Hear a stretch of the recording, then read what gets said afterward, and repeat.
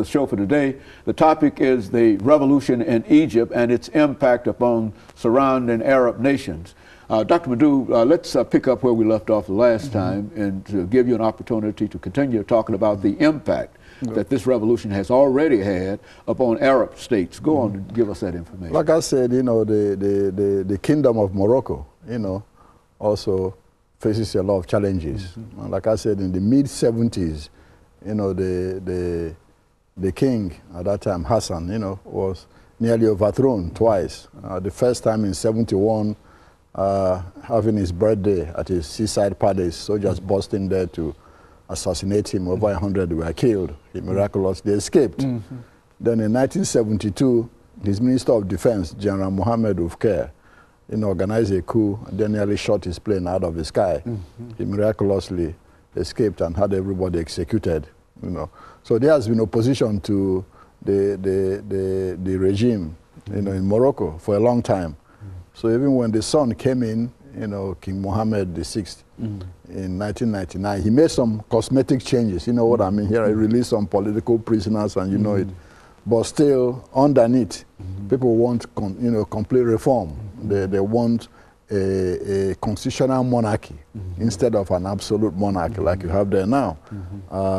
Corruption, you know, bring people to book. About the king spends about $750,000 a day to maintain his residences. Okay, for such a country, yeah, think about that. Yes, a day to maintain the royal palaces and households and concubines and you name it. You know, now you move over to Syria, the same. Syria has been under the rule of one family since about 1971. Hafez al-Assad, the father of the current president, you know, came to power through a coup in 71. He was there till he died in 2000. When he died in 2000, he handed over to his son, Bashar al-Assad, as president.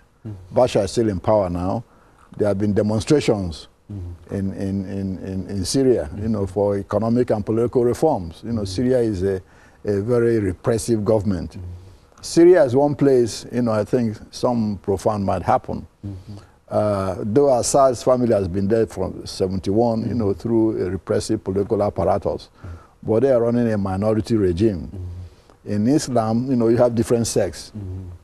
The Assad family comes from the Alawite sect, which is a syncretic form of Islam. The majority, you know, of Syrians are Sunni. In fact, in 1982, a Sunni, you know, Islamic movement, you know, started a rebellion in the city of Hama. Over 10,000 were slaughtered, according to reports, in a few days by Assad soldiers to crush that Sunni movement. So that group is now reorganizing, you know, again, you know, to try and remove the government of Assad and his family. So that's a place to watch. In Bahrain, you know, Bahrain is one that is causing the U.S. government a lot of problems now. Bahrain is the headquarters of the U.S. Fifth Fleet in the Mediterranean, you know, and so it threatens America's interests, what happens there. The problem, or what makes Bahrain's case interesting, is Bahrain is also a minority-ruled government. The royal family, the Caliphs, you know, are Sunnis. But the majority of Bahrain is Shiites, the same kind of Islam you have in Iran. Right. So it makes it very difficult, you know, for them to retain power outside using repressive measures, because the majority, even if there's democratic vote, they're out. Exactly, the Shiites will still vote them out. So it's creating a whole lot of concern how the Obama government administration, you know, balances our interest in keeping that place safe for our fleet, at the same time supporting the democratic aspirations of the majority, of the Bahraini people. It's very tricky. So right now, about 5 have been killed in the demonstrations, and 200 wounded. You know, there are tanks on the street and all that. So that's a very tricky situation. In Kuwait, you know, there's also demonstrations in Kuwait. Remember, Kuwait is also a repressive society, you know, whichever way you look at it. A place where women, you know, can't even drive and all that. So it's also very tricky because Kuwait you know, is close to Iran. And so it's a very tricky and we've situation. been there before. And we've been there before, you know.